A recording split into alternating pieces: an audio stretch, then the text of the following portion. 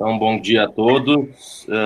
Damos início ao segundo dia de encontro do primeiro ciclo sobre direito, violência e arte, distopias cotidianas em Black Mirror.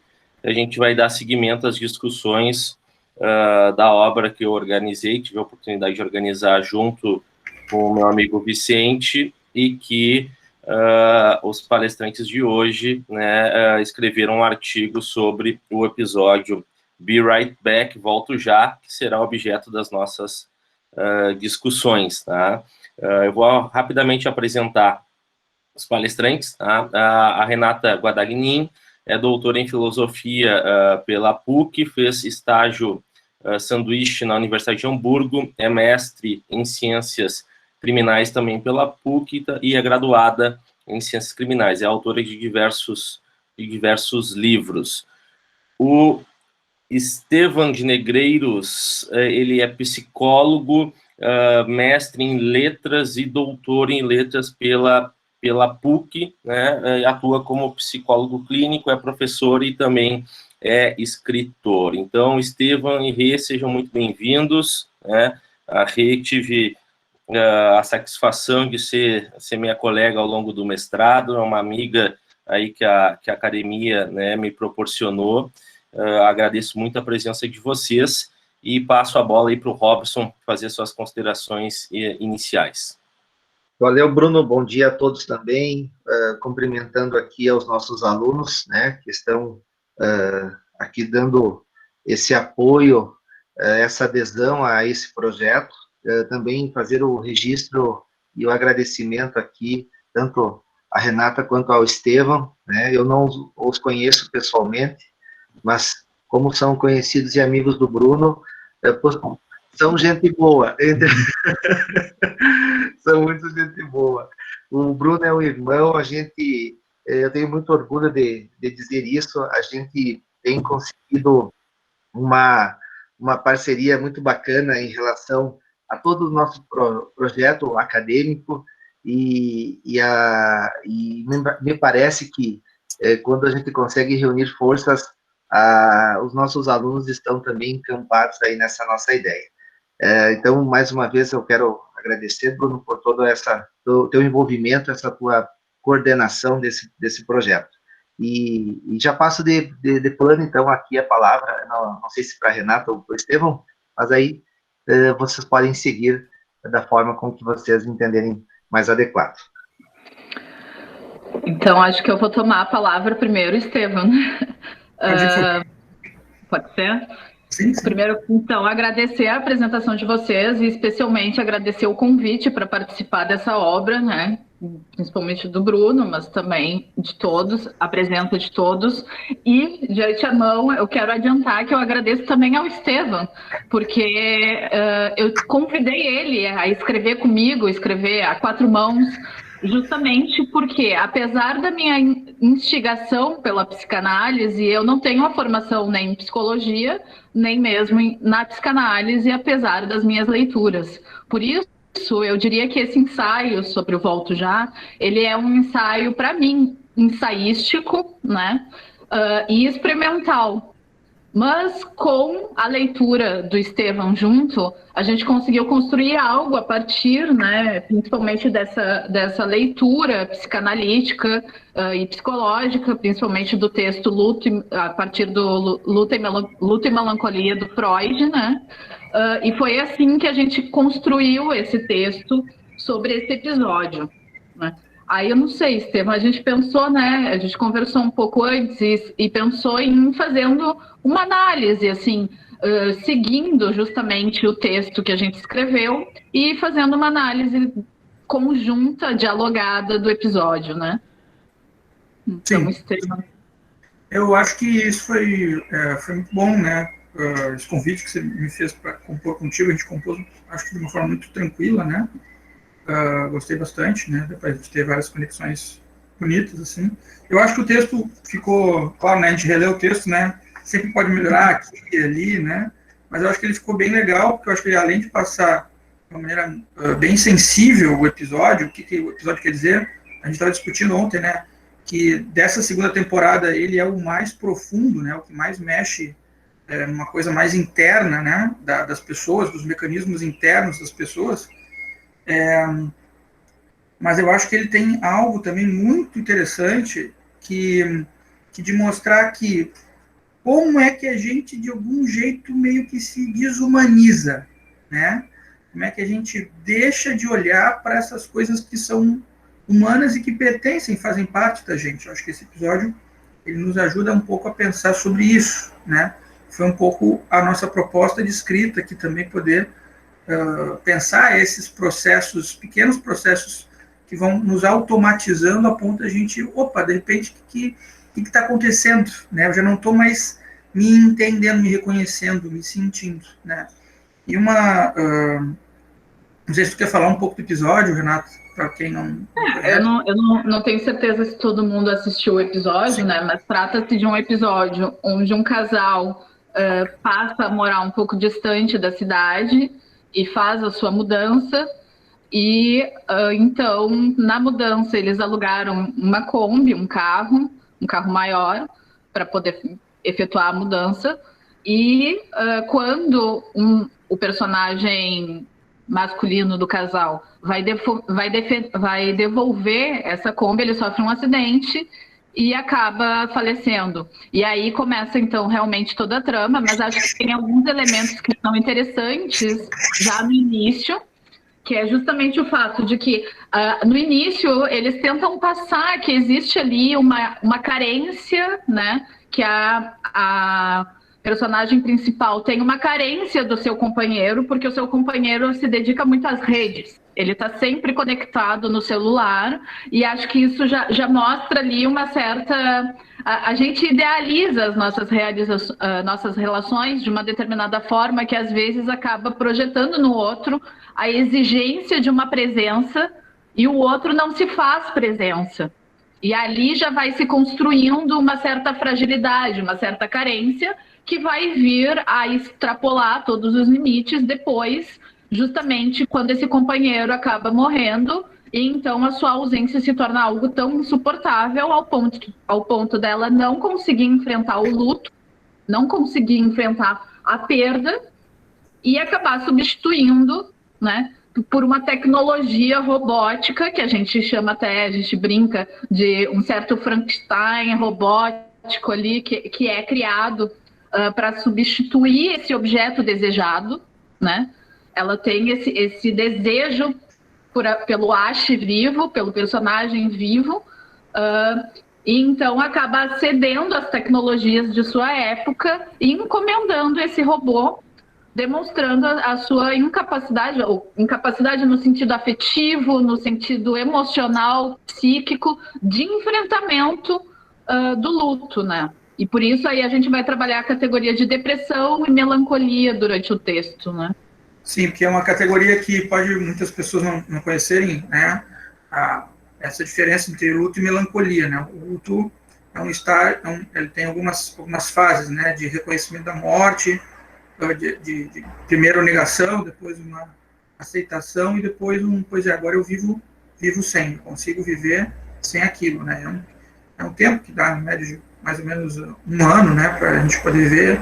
No judaísmo, inclusive, tem até a descoberta de Matseiva, né? Que é quando a gente vai lá botar a pedrinha, depois de um ano a gente bota a pedrinha para dizer que a pessoa agora realmente pode descansar, né? Nós já fizemos o nosso luto, todos já fizemos o nosso luto. É muito bonito essa cerimônia, mas que isso é o que a gente espera que é o que vai acontecer, é um luto. Agora, o que acontece nessa história, e que eu acho que é o grande dessa história, né?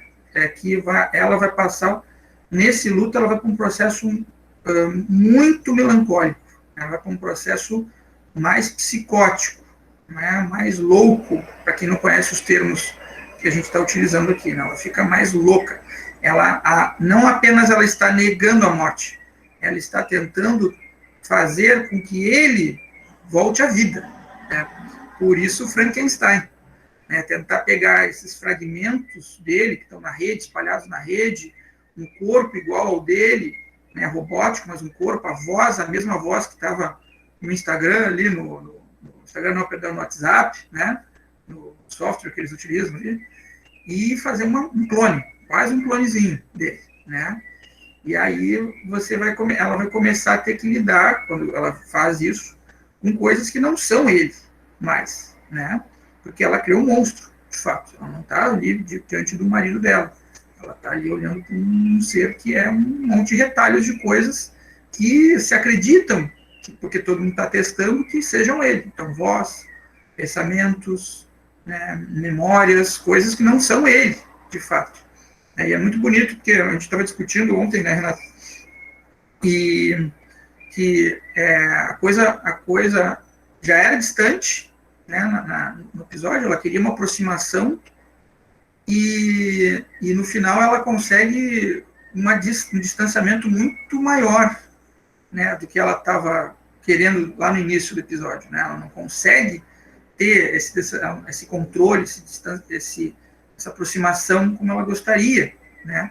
E é muito difícil para lidar, porque a gente estava vendo que ela estava querendo dele essa aproximação, ela não consegue. Então, de certa forma, ela de um jeito muito psicótico, muito regressivo, ela tentou, né? Ela criou. Então, se eu não consigo dentro de mim dar conta da perda, então eu vou criar o objeto tal como ele é. E de uma forma muito alucinatória, né? Eu vou fazer ele ter vida de novo. Isso é uma coisa que chama muita atenção. Fala. É uma coisa como se ela não consegue trabalhar a perda desse objeto, né? A gente chama de e acaba substituindo o objeto por algo que vai colocar ali no lugar desse vazio, né? Tu até falaste da patologia do vazio, assim. Então, a gente tem essas patologias do vazio, o Estevão e eu estávamos conversando ontem, e aí precisa criar um objeto para colocar no lugar desse vazio e não lidar com a dor, né? Então, acho que a gente poderia ter tratado de toda a problemática da tecnologia em si, da criação de uma tecnologia para ocupar esse lugar do vazio. A gente não trouxe isso no texto que nós escrevemos em 2017, quando saiu o episódio, mas hoje a gente poderia também reler o episódio nesse sentido, assim, de como as tecnologias elas estão vindo para a gente não lidar com a dor, enquanto que, na verdade, a dor e o sofrimento são coisas que são inerentes e são saudáveis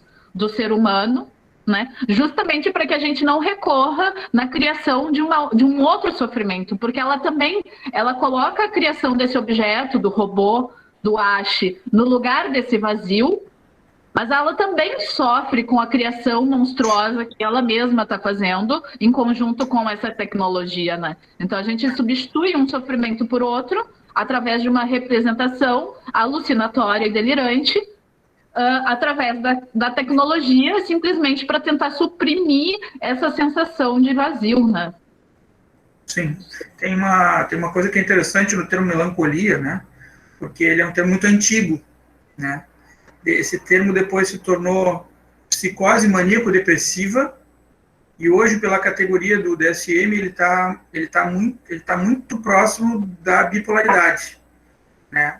Então, que também tem dentro dela uma dificuldade de você poder lidar com a frustração, né? Essa dificuldade de lidar com a frustração, e depois, quando a poeira baixou, né? Porque a gente está vendo ali um estágio que na série são de poucos dias, né? De pouco tempo, né? Mas quando a poeira baixa, ela vai se dar conta do que aconteceu, do que ela fez, e ela vai sentir uma vergonha muito grande diante do que ela fez, né? Vou dar um spoiler aqui para quem não viu, tá? Mas ela vai botar esse ser aí, esse Ash aí, né? Num local afastado da casa. Vai botar num local distante, né? E ela vai dar uma ordem, porque ele é um robô, né? Você vai ficar aí, né? E eu não quero te ver, nunca mais, né? Então, ela estava sentindo uma vergonha muito grande pelo que ela fez, né? Ela se deu conta que foi um momento psicótico, baixou aquilo ali, né? E ela tentou de algum jeito integrar, quando ela viu que o que ela fez mesmo foi algo muito vergonhoso, né? Muito vergonhoso. Acho que o que é muito interessante, eu queria falar duas coisas, na verdade. uma pausa. Se vocês quiserem interromper, falar alguma coisa, vir conversar conosco, dialogar, por favor, sintam-se à vontade, porque, como eu disse, né, é um encontro para diálogo, né? Não é aqui uma palestra onde a gente, né, toma aí a palavra e sai falando sem espaço. Venham conversar conosco, também pelo microfone ou pelo chat, como disse o Estevam.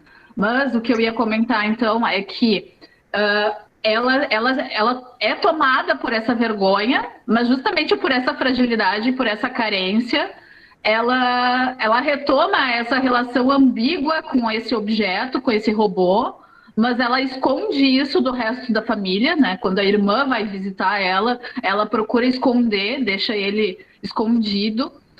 Só que o que eu acho muito curioso, assim, é que a gente espera que em algum momento ela vai superar aquela relação ambígua com aquele robô e vai realmente colocar ele para sempre no baú de memórias da família, né?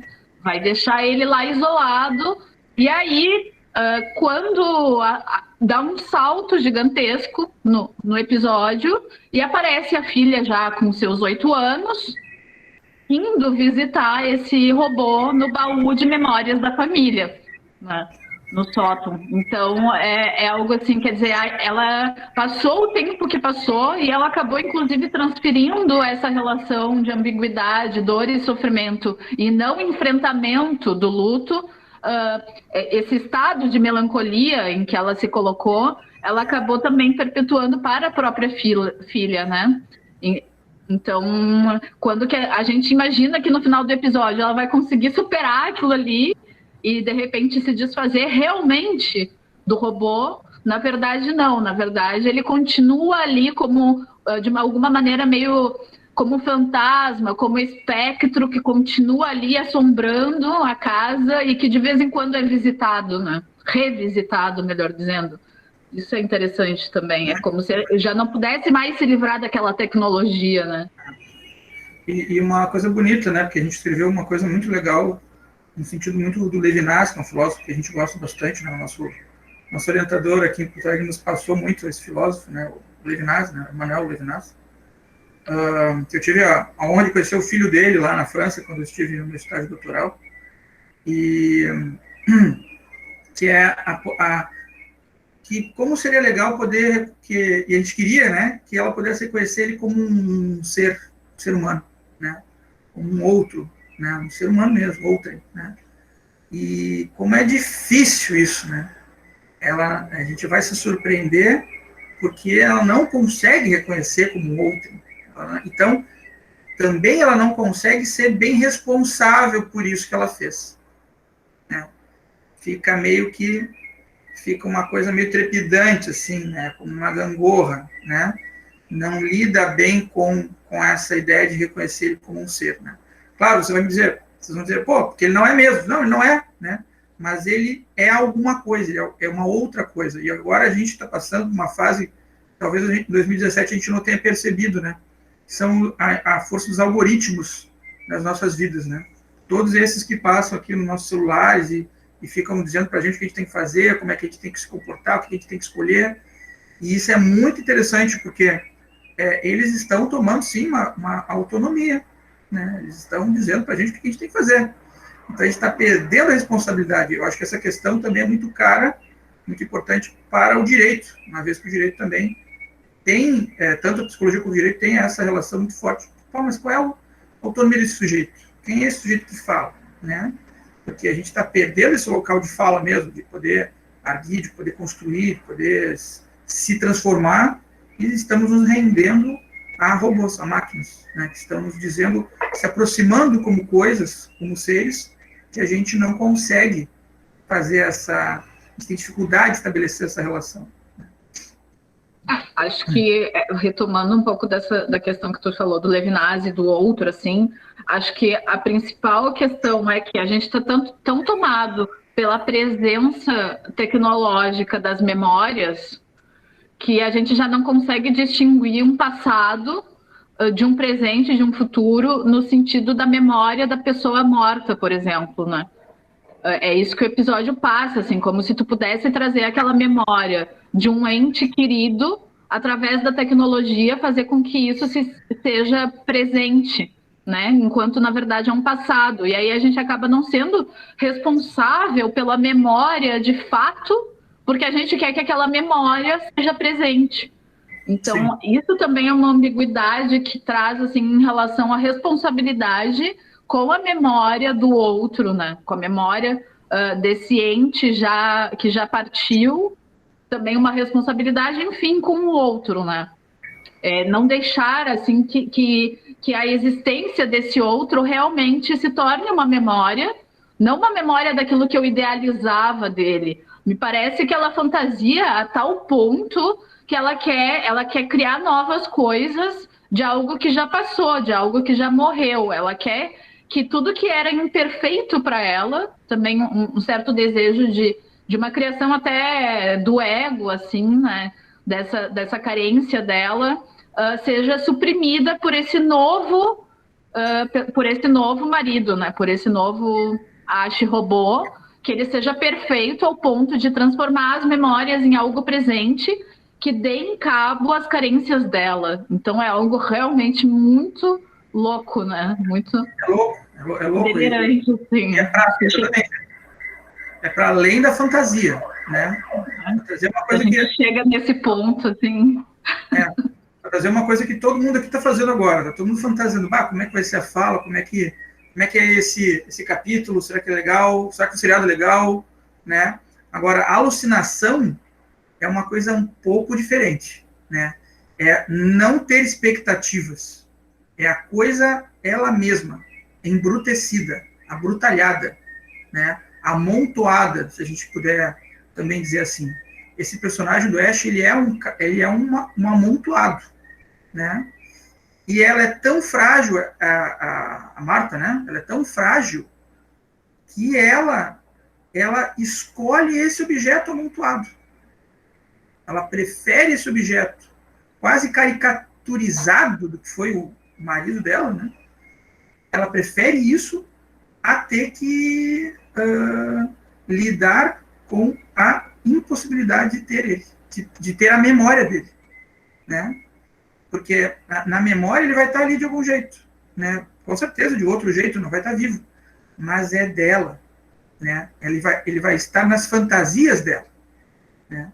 E ali o que a gente vê é que não tem espaço para fantasia, né? Não há espaço nenhum para fantasia.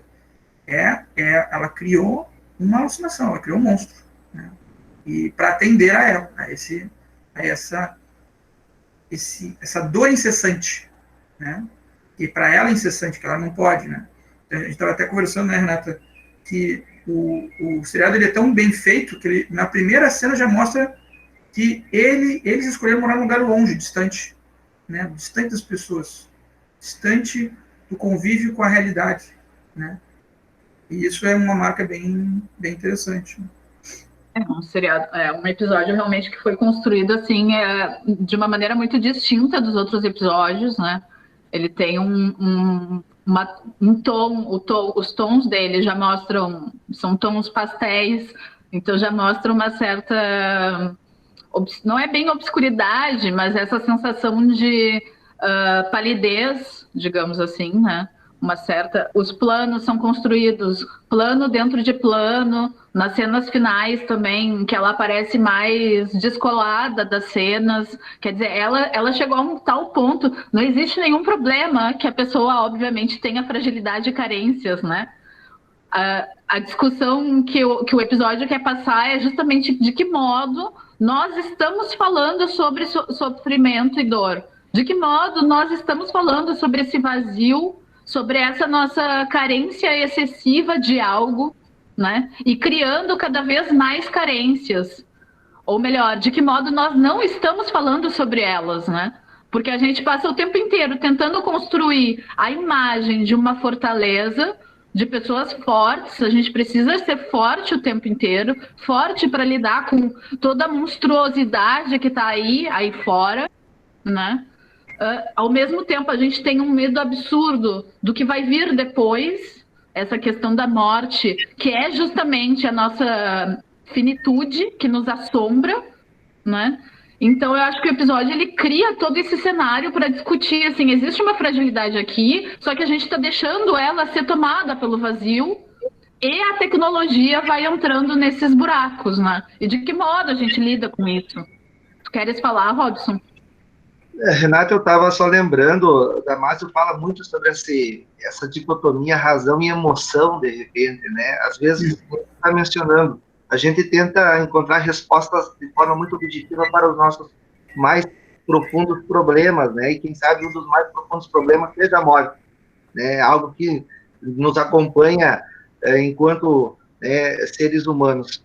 E realmente, mas isso também se transfere para todas as nossas relações atualmente, né? Das mais efêmeras que a gente às vezes acaba construindo, e de certa forma a gente vai tendo essa dificuldade de trabalhar muitas vezes com esse sentimento, né, de vazio, de existencial, algo nesse sentido. Mas eu acho que o que me chama a atenção mesmo é isso, nós muitas vezes não enfrentarmos justamente essas perdas de forma emocional, de forma subjetiva, né, e tentarmos preencher isso dentro disso que você menciona, né, de forma a objetivar a encontrar respostas objetivas para os nossos problemas, né, seja da forma que for, inclusive com medicamentos, né, inclusive com remédios, né, porque ali me chama a atenção uma parte do episódio que quando ela se vê ali grávida, aquilo ali parece que mexe com ela também, né, parece que aquilo ali acaba sendo um divisor ali para ela, que ela não sabe o que fazer com aquilo ali, né, então eu acho que é nesse sentido. E que legal que você trouxe isso da gravidez, né, porque também a gente estava falando sobre isso ontem, né, que tem algumas ficções científicas privilegiaram muito essa questão de estar grávida, né? Nós falamos da obra do Cronenberg, né, chamada A Mosca, né? Ela também está grávida de um monstro, né? Aquele ser monstro, ela quer abortar aquele ser monstruoso que está dentro dela. Mas no passado mesmo, a obra da Mary Shelley, Frankenstein, também foi gerada porque ela estava grávida. Ela também estava com esta questão do que é isto que vai nascer, né? Então, também é muito bonito esse episódio, porque ele mostra que tem um ser ali dentro já, de difícil resolução. Quem vai ser esse ser que está aí? Né? Quem é você com esse ser? Né? Ele está dentro de você, ele vai sair de você. Né? Fala. Como acho que ali a gestação ela é justamente o elo entre o passado e o futuro, que talvez pudesse ser algo que vai, a gente falou ontem, né? Parir o novo. Só que também a Marta não consegue lidar com esse parir o novo e perpetua a situação dela. Alguém falou ali no chat, que eu não abri, mas vi aqui, que tem a questão da frustração com a tecnologia, né? Então, talvez também um pouco disso, assim, esperar que a tecnologia vai entrar nesse lugar dos vazios, né, dos nossos sofrimentos, de uma maneira objetiva, como disse o Robson, e vai tomar o lugar e vai dar conta de resolver a nossa dor, as nossas questões subjetivas. E não vai, e isso gera ainda mais sofrimento, porque aí, além da fragilidade, da carência, da perda, de toda a melancolia, ainda vem a geração de mais o sofrimento, que é essa frustração, né? Então, realmente, é um enredo, assim, que foi construído de uma maneira que dá muito o que pensar, né? Traz muitas coisas... enfim. Eu até acho que a medicação, nesse caso dela, aí, não seria ruim devido ao surto que ela está tendo, né? Mas que viesse acompanhado de algum outro processo de humanização também, por exemplo. De resgate, de certa forma, de rememoração de si mesmo, né? Porque, ao mesmo tempo, ela trabalha tudo aquilo ali, ela faz tudo, ela meio que alimenta o robô, né? Das suas memórias, das suas vontades, mas ela também tem um esvaziamento dela mesma para passar a viver aquele delírio ali, né? Sim. Parece. Sim, completamente. E isso é muito interessante, porque é justamente nesse vazio, né, que é o que tem que ser discutido, é o que tem que ser pensado, simbolizado. Né, tem que ressignificado, isso. Né? Ressignificado para que possa sair, para que possa haver a ruptura do delírio, né? Ou dar uma significação também. Também. Porque talvez a dificuldade dela fosse justamente poder chegar nesse ponto de poder entender o que está acontecendo com ela, com os processos internos dela. Porque todos nós temos lados, coisas psicóticas na gente, pessoal. Não vamos ser puristas, né? Não, nós temos coisas psicóticas, malucas, mas a gente tenta, de algum jeito, conter. Quando a dor é muito grande e você está muito fragilizado, fica difícil de conter. A gente pode, às vezes, fazer uma coisa meio maluca mesmo, né? Acusar o outro de uma coisa que ele não fez, né?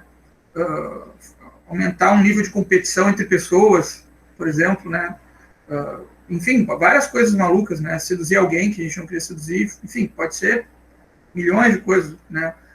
Falar uma coisa muito ruim, uma fake news louca nas redes sociais, pode ser também. Sim, eu ia dizer isso, que estendendo isso que tu está dizendo, a tecnologia acaba de alguma forma, a maneira como a gente cria a tecnologia e o capital, o sistema todo, a sua estrutura, propiciam muito isso, né? Sim. Tipo, aspectos delirantes e psicóticos da nossa existência acabam tomando mais impulsionamento, parece, através desse modo de como a gente está utilizando a tecnologia, né? Sim, um mau uso disso, né? Porque você está mal, você vai usar mal. Droga, por exemplo, a gente podia dizer exatamente disso. Pô, você está mal, a droga te deixa pior, né? Se você está mal. Ela tenta dar uma aliviada, com certeza, mas se tu está mal e tu usa, sei lá, tu já está ansioso, tu usa uma cocaína, tu vai ficar muito mais ansioso, né? Então, também a gente usa as coisas um pouco como drogas, tudo, internet, livro, que for, a gente pode usar como uma coisa que ajude, o fármaco como o Derrida, pode usar como uma coisa boa ou como uma coisa ruim, a gente é que está fazendo um uso, a gente pode fazer um uso muito ruim se a gente está mal, né? Isso é uma coisa muito forte. Eu te falei até do Blue Jasmine, do Woody Allen, né, que ele se baseou num bonde chamado Desejo, do Terence Williams, né, que é um dramaturgo estadunidense, que ele mostra uma personagem muito parecida com ela, né? Ela está muito fragilizada, está muito mal, né? Então, o que ela vai ver na vida dela? Vazio, tristeza, solidão, e enlouquece, né? Porque não é porque ela está botando marido, não é porque ela está botando filho que a vida dela vai melhorar, né? Pelo contrário, ela só está piorando essa situação. Foi o que ela esvaziando ainda mais, fragilizando e frustrando ainda mais assim mesmo, né? Acho que é importante dois aspectos assim que eu lembrei, reforçar isso, de que a questão do sofrimento, a questão da solidão, a questão de se sentir vazio, não é em si mesmo é um problema, claro, a gente precisa discutir sobre isso, mas que ninguém precisa se sentir mal por sentir isso, né? A gente traz no artigo a questão da culpa, e aí vem muito isso, assim, me parece que quando a gente tem essa sensação de vazio, a gente fica loucamente querendo preencher isso, essa solidão, essa fragilidade, essa carência, porque a gente se sente culpado por estar sentindo aquilo. Além da dor, né? Tipo, é claro, a gente sofre por estar sentindo aquilo, mas aí a gente se sente culpado por estar sofrendo por sentir aquilo. E aí a gente entra num loop infinito de querer preencher aquilo ali de alguma coisa, idealizando as relações, idealizando o modo como a tecnologia vai participar da nossa vida, enfim, né? Enquanto que o ideal mesmo seria tentar olhar para isso e tentar identificar, né, Estevão, por que a gente se sente dessa forma, e que não tem problema se sentir dessa forma, não precisa se sentir culpado por se sentir dessa forma, precisa identificar as coisas em si, né, em si mesmo, para que então possa ser feito o enfrentamento, ao invés de fazer essa fuga, criando monstros, como a Marta fez no episódio, né? Acho que essa questão do sofrimento, do olhar para si, da culpa, é uma coisa interessante de pensar também, assim, através desse episódio, né? Porque é bem isso que acontece no final, né? Ali bate uma culpa, né? Uma vergonha, uma culpa, né? E é uma espécie de imbróglio. Não tem como resolver aquilo ali, né? É botar no baú de memórias. Né, que é muito um bonito, engodo, né? Ela engana a si mesmo que aquilo ali está fechado, mas uma hora ou outra ela volta ali, né? E leva a filha junto. Então, de uma forma quase ritualística, né? É muito interessante. É um ritualzinho, né? um aniversáriozinho, ela vai lá, leva a filhinha para... Né? O bolo que ele não pode comer. O que também é uma forma muito primitiva também. Importante, porque faz uma ligação, mas também é muito primitiva, porque ali ficou a marca da culpa. Né? Ali ficou uma marca que está internalizada. Né? Exato, a Camila falou que ela não consegue resolver nem o luto e nem o problema que ela criou. Então essa é a questão assim desse looping delirante que ela cria, né? Que ela não consegue fazer o enfrentamento da dor, que é mais ou menos o que eu estava falando antes, assim, a gente sente a dor e a gente quer, como o Robson disse, de modo objetivo, tentar trazer algo que cause um alívio para essa dor, ao invés de enfrentar de modo subjetivo as razões, os motivos, tentar olhar para essa dor, né? E aí ela acaba criando um problema maior ainda. Por isso que eu falei que acaba desse vazio que ela sente da perda, que ela não consegue enfrentar, ela acaba criando um outro sofrimento que daí ela também não consegue administrar, precisa colocar aquilo de uma maneira isolada, mas que ela volta reiteradamente, né? Vira uma compulsão, ali, uma certa, não sei, uma rememoração daquilo que ela criou e não consegue se livrar, não consegue enfrentar, não consegue dar conta, né? Ela acabou tendo que reduzir muito, né, o problema, e o melhor que ela pôde fazer, né, foi, bom, então ele é uma memória, ele é só uma memória. Eu criei uma memória, né? No final da loucura dela, o que foi possível de ser integrado foi isso, né? Ela conseguiu de algum jeito, de um jeito muito atrapalhado, né, de um jeito atrapalhado mesmo, né? Porque aquilo ali ficou no passado, está lá como uma memória do que foi o marido dela, né? Então, mas desculpa, não falo. Não, fala. O que eu acho muito interessante também, achei muito interessante, é que, não sei se vocês lembram, né? Quem assistiu o episódio, e eu vou dar já dei muitos spoilers, vou continuar dando, sinto muito, porque, né, é sobre isso que estamos falando. Revejam o episódio, quem não viu, reveja. Mas tem uma cena, logo que eles se mudam para casa nova, para aquela casa, que ele fala sobre... Ele perdeu a mãe, exatamente isso que eu ia dizer. Ele perdeu a mãe, não, ele perdeu o irmão e o pai, e a mãe dele colocou todas as fotos lá no sótão para que ele e a mãe não ficassem vendo a foto das pessoas falecidas, né? Isso ele tinha mais ou menos 8 anos também, me parece, né? Não sei se o episódio fala exatamente a idade, se ele fala a idade que ele tinha quando perdeu o irmão e quando perdeu o pai, mas me parece que foi a mesma idade da filha dele, né? Quando a filha aparece no episódio. Então, assim, a Marta acabou ressignificando a questão da perda do mesmo modo que a família dele significou a perda, né? Ela trouxe aqui que vem isso, né? Eu só ia falar, Renato, nesse sentido da fotografia, que é uma coisa que estava me inquietando, Estevam.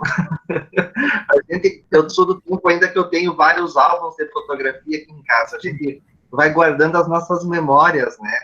E hoje, eu não sei se...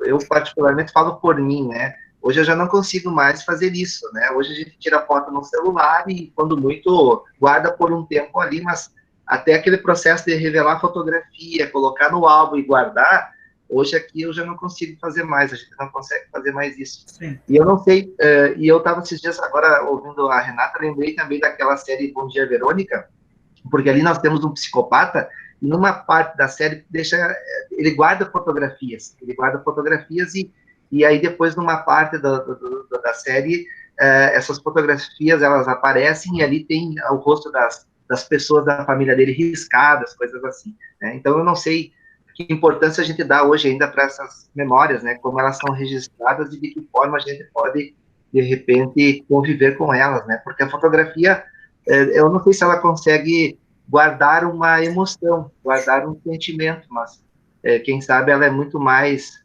inspiração, né, para alguma coisa que propriamente ela não consegue, me parece, de guardar o tempo. Mas era isso só para todo mundo entender, na verdade. Até peço desculpas por essa bola fora aí. Não, foi ótimo, acho que foi uma baita contribuição, assim, porque isso me levou a pensar no limbo que talvez a gente esteja vivendo, assim. Eu não sei vocês, mas, tipo, as minhas fotos estão sempre na nuvem. Só que ali tem, sei lá, 5.000 fotos. E aí tu localizar uma foto, tu quer reviver uma memória, e tu localizar uma foto é algo muito difícil.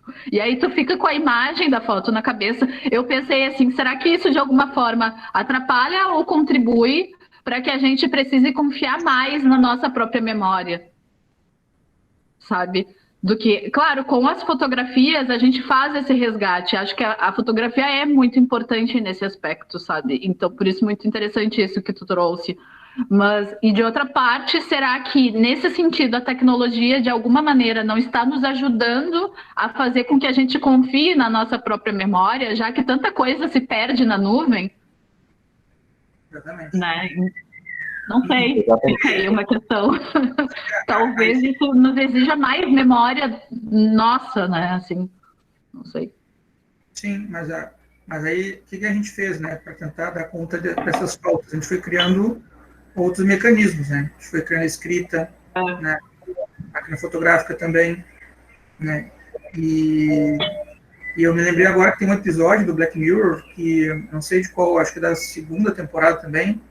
Não, é da primeira, acho que é o terceiro da primeira, que eles criam um mecanismo de você poder acessar as suas memórias e os outros verem numa telinha. Não sei se você se lembra desse. Sim. E novamente tem o mau uso da tecnologia, né? O mau uso daquela coisa ali, né? E, inclusive a discussão disso, né? Tinha uma pessoa que ele preferia não usar aquilo. Por quê? Porque se sentia mais humana, se sentia mais autônoma, não ficava se sentindo tão vigiada, né? Porque eu acho que muito do que a gente está discutindo aqui também tem a ver com isso, né? É como é que um vigia o outro, como é que um vê o outro e como é que um controla o outro. Porque se todo mundo concordar em ser controlado, ninguém tem mais autonomia. A gente perde a nossa autonomia, né? Foi o que o Foucault demonstrou de forma brilhante no Vigiar e Punir, né?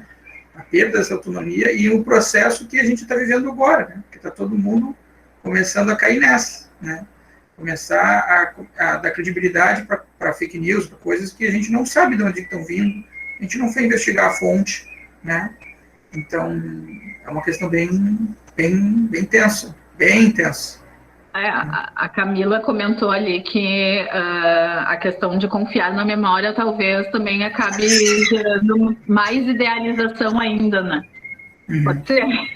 A gente acabe, já que a gente não tem o acesso à coisa como foi realmente, a gente idealiza como ela tenha sido, aquela sensação de até nostalgia daquilo que a gente viveu, que quando viveu talvez nem tenha sido tão bom, mas aí quando tu recorda, tu idealiza de um modo que traz essa sensação de que foi maravilhoso, né? De que era maravilhoso e, na verdade, nem era tanto. Tu idealiza que era, enfim. Mas também faz um pouco parte do imaginário humano, né? Essa criação. A gente também não pode achar que a gente não vai idealizar coisas, né? Sim. E isso é bem verdade. A tradição escrita, ela é muito boa mesmo. Ela ajuda a gente realmente a guardar coisas. Mas talvez, além de guardar, a tradição oral faz a gente vivenciar a coisa, né? O que adianta eu pegar esse livro aqui e ler todo ele, né? Se eu não estou vivendo as coisas que estão aqui nesse livro? Vira um conhecimento pesado, um museu de grandes novidades, como disse o Cazuza, né? Não é verdadeiro, fica falso, soa falso para a gente. E você começa a ver pessoas que, opa, esse cara só está no discurso, né? Esse cara não está vivenciando, não está fazendo essas coisas aqui, ele está só no discurso.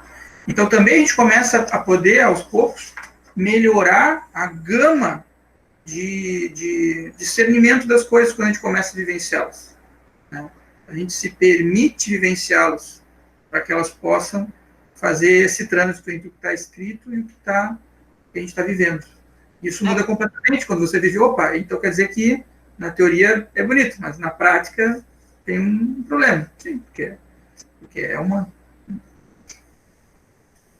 Acho que e isso a gente encerra o artigo falando sobre a questão da importância da linguagem e da palavra nesse aspecto, né?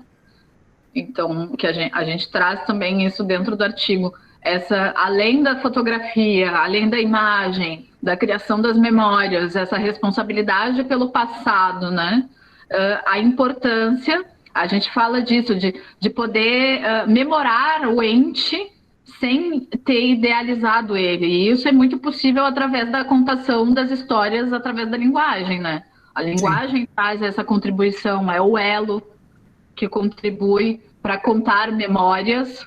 E aí, claro, às vezes de modo mais idealizado ou menos idealizado, mas isso é o papel da história, verificar no seu tempo e no seu espaço de que modo aquilo realmente aconteceu, né? A experiência vivida, se ela está sendo transmitida através da linguagem do modo condizente com aquilo que foi vivenciado na experiência prática, né?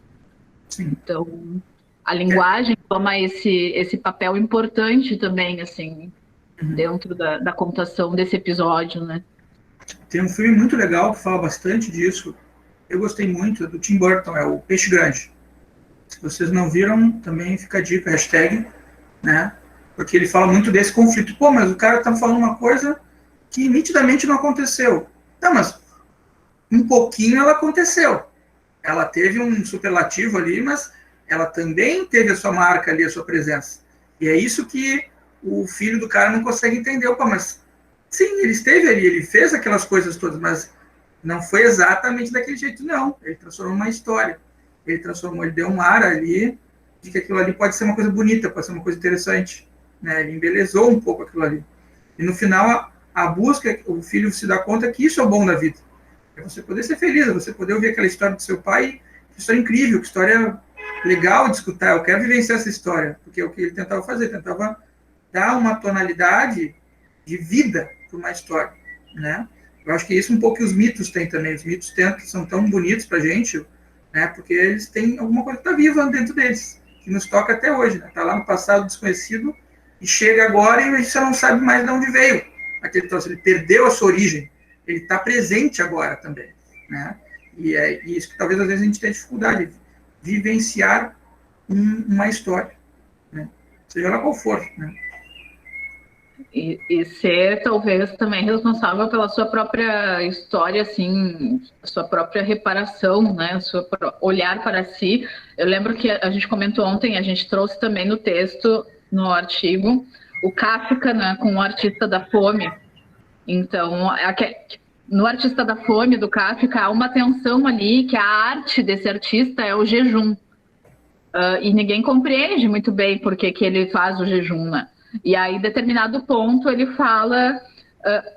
a gente lê como uma autopunição, mas, na verdade, ele faz o jejum porque ele não pôde encontrar um alimento que o agradasse. Isso tem muito a ver com o que a gente estava falando antes, desse vazio, né? Dessa idealização que a gente faz, e aí, como a gente não encontra algo, então a gente precisa criar algo para substituir isso. E ele cria essa autopunição como uma arte, como sendo uma arte do jejum, né? Porque ele não encontrou um alimento que o satisfazesse de fato. Né? E ele ainda termina dizendo que se ele tivesse encontrado, pode acreditar que ele não teria feito nenhum alarde, né? Que ele acabaria se empanturrando daquilo que todo mundo se empanturra também, né?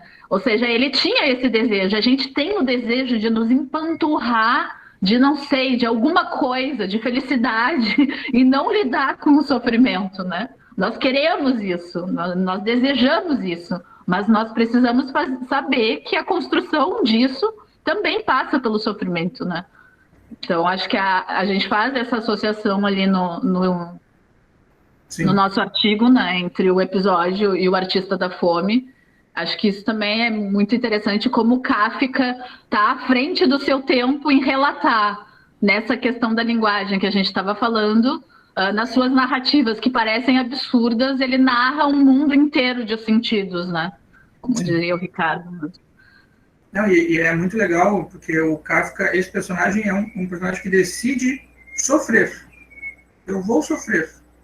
né? Ele aceita a condição do sofrimento, né? Ele aceita, e ele sabe, então, ele acredita que a missão dele, o objetivo dele na vida é esse, é sofrer. E é muito legal porque tem um outro senhor aqui muito importante, que é o Viktor Frankl. Não sei se vocês já ouviram falar, hashtag fica a dica, né? Que vale a pena ser lido esse livro, né? O Em Busca de Sentido, porque ele não teve opção, ele teve de sofrer, né? Ele não teve opção. E ainda assim ele tinha que tentar encontrar um sentido naquilo ali, né? Então foi mais radical ainda, né? Porque a gente evita sofrer. Ele não tinha como evitar sofrer. Ele só tinha que sofrer, né? E tinha que encontrar um sentido naquilo, né? Para sobreviver. Ou ainda que fosse incerta a vida dele, né?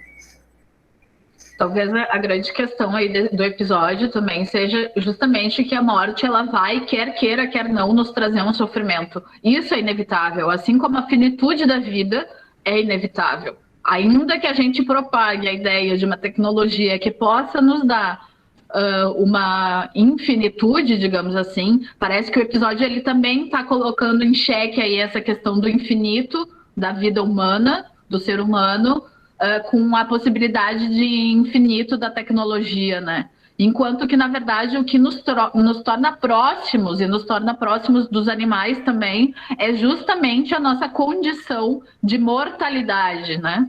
E isso nos faz sofrer, né? Saber que a existência é finita, né? Que existe uma finitude na eternidade nos faz sofrer. A grande questão é que talvez a possibilidade do eterno ou do infinito, aqui já indo bem longe, se dá justamente pela memória da linguagem, né? Transcrita na linguagem. Por isso que existe uma responsabilidade tão grande em transmitir memórias através da linguagem, né? E isso o Kafka faz bem, assim, através de extrapolar o limite da narrativa literária, ele vai lá e coloca algo que te joga uma realidade na cara para que tu enfrente aquilo, né? Então, esse é um sofrimento inevitável, a morte existe, ponto, né? E precisamos lidar com isso e não tornar isso apagado, né? Exatamente, ou seja, as cinzas podem ser jogadas ao mar, né? Essa aqui é a grande verdade. É total, né? Agora, a memória que fica, né? Como a gente vai transmitir ela é o que realmente faz justiça ao que se passou. Existe aí a gente fala um pouquinho, não entra muito no artigo nisso, mas faz essa menção assim de fazer justiça com o passado, né? Contando essa história, contando, enfim. E eu estava vendo uma coisa interessante que na Idade Média, corruptio et optimo, isso. Na Idade Média, eles achavam que, diferentemente dos animais, o ser humano não tem fim para a quantidade de coisa que ele pode fazer que extrapola o limite do que ele está vivenciando, sentindo, enfim. Um animalzinho, ele come o suficiente para ele. O ser humano não, ele se empanturra. O corruptio ótima, né? A corrupção ótima, excelente. E isso eu acho que é uma coisa que a gente está podendo agora ser provocado, né? Esse seriado provoca a gente um pouco isso, né? A gente está extrapolando um pouco os limites das coisas também, né? Tanto no que a gente consegue dizer, que a gente consegue sentir, que a gente consegue pensar, né?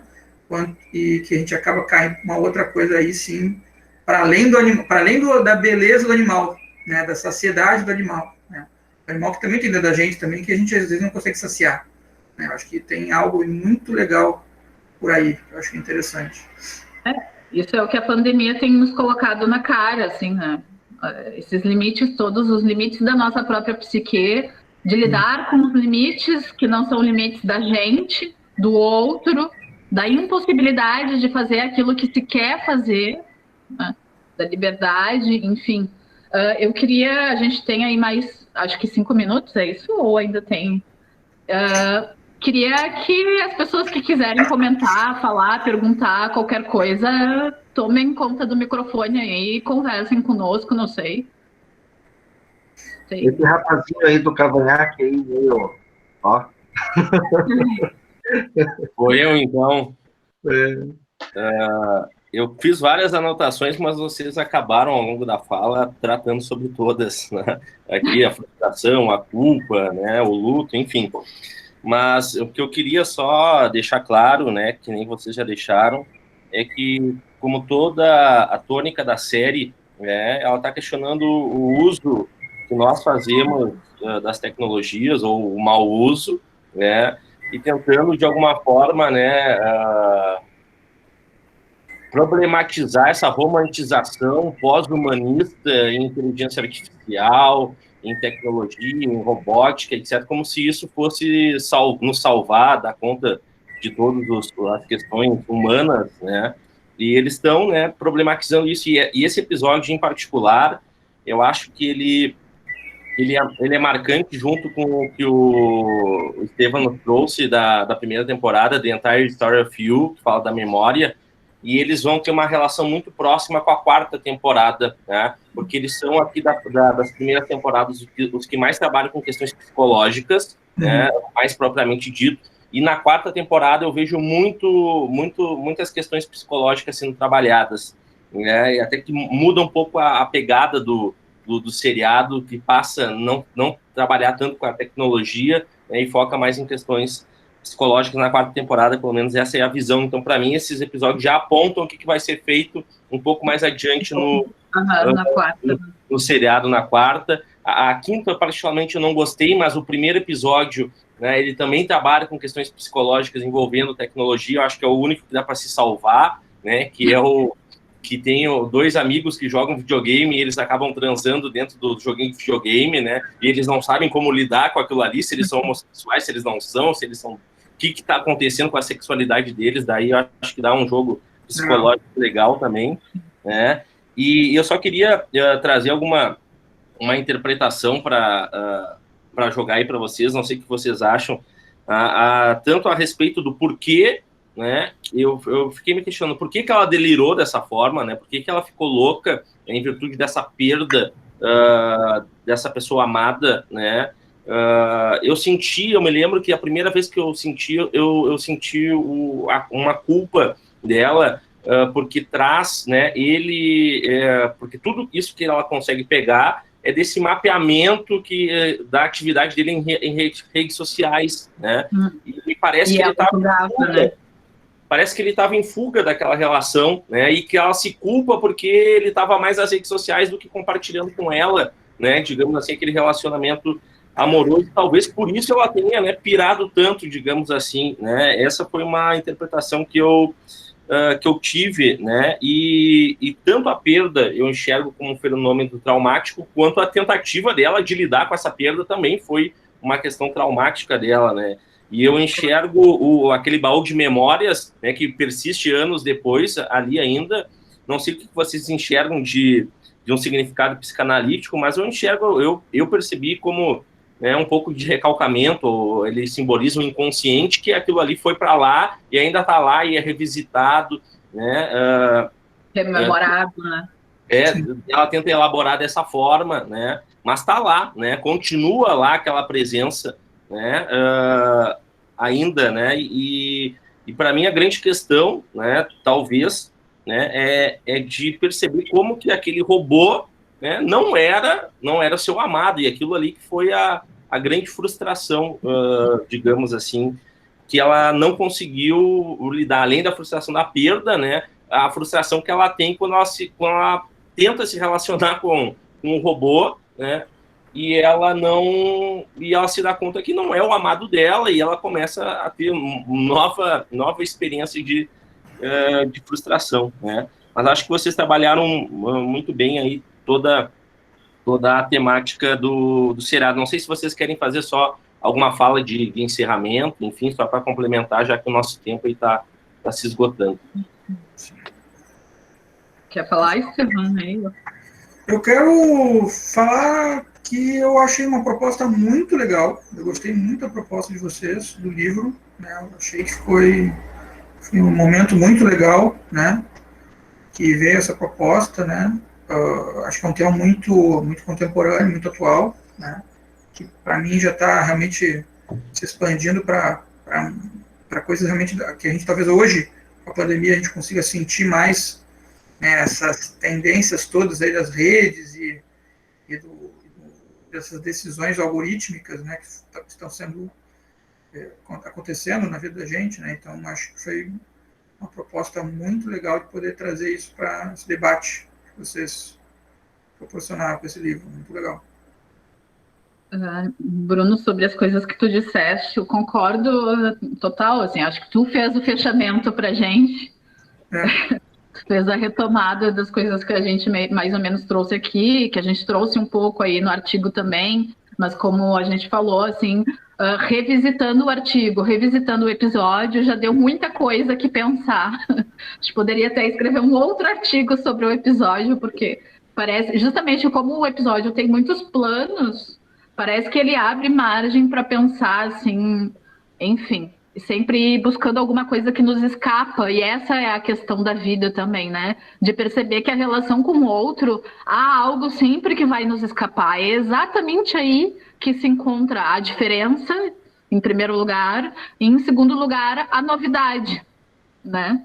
Que pode ou não nos frustrar, mas se nós estivermos abertos tanto para a diferença como para o novo, com certeza a possibilidade de nós nos entrelaçarmos com esse outro de uma maneira mais saudável é maior, né? Sem essa querer tomar como ideal aquilo que eu vejo do outro, né? Não, o outro é uma subjetividade, é uma diferença que me compõe, que também participa da minha existência, mas que eu preciso estar aberto. E essa é a questão, né? Talvez ela tenha se sentido culpada justamente porque ela julgava o fato de que ele passava tanto tempo nas redes ao invés de compartilhar o tempo com ela.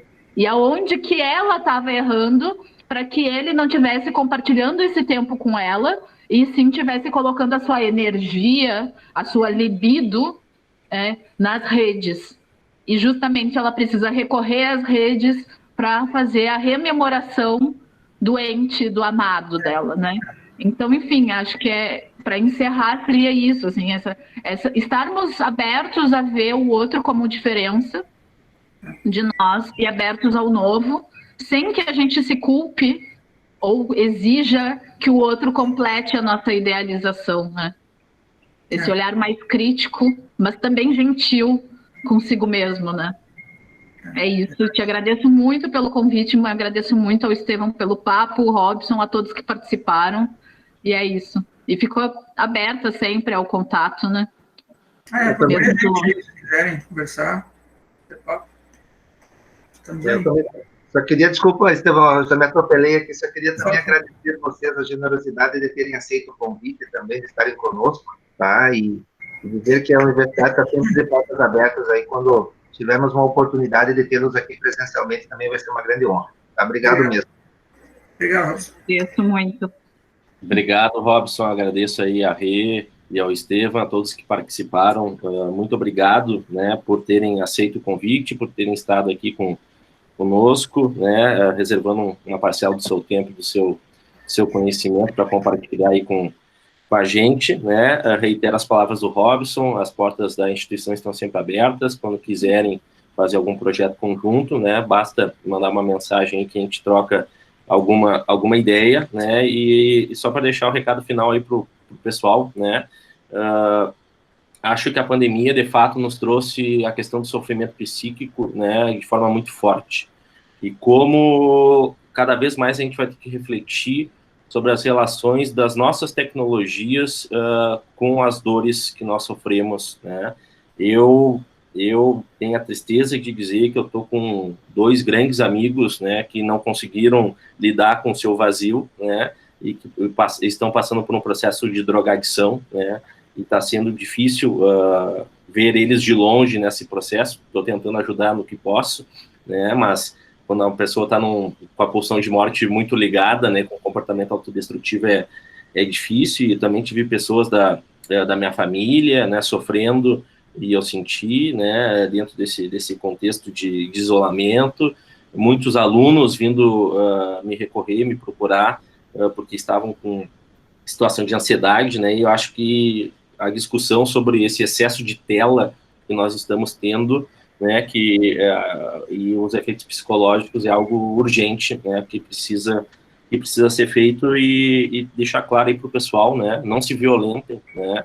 Não precisam se sentir culpados por estarem se sentindo mal, né? Mas não se violentem, porque eu acho que essa é a principal questão. Aceitem, né, as suas dores, acolham, lidem com elas, trabalhem com elas, elaborem, busquem ajuda terapêutica, né? Isso eu acho que é o mais importante, e que o seriado aí com vocês, né, interpretando, nos mostram de forma bem clara. Então, Estevão, muitíssimo obrigado, Robson, novamente, por estar sempre aí comigo, me apoiando nesses projetos. Obrigado mesmo, de coração. Muito obrigada, gente. Sejam gentis e utilizem a arte.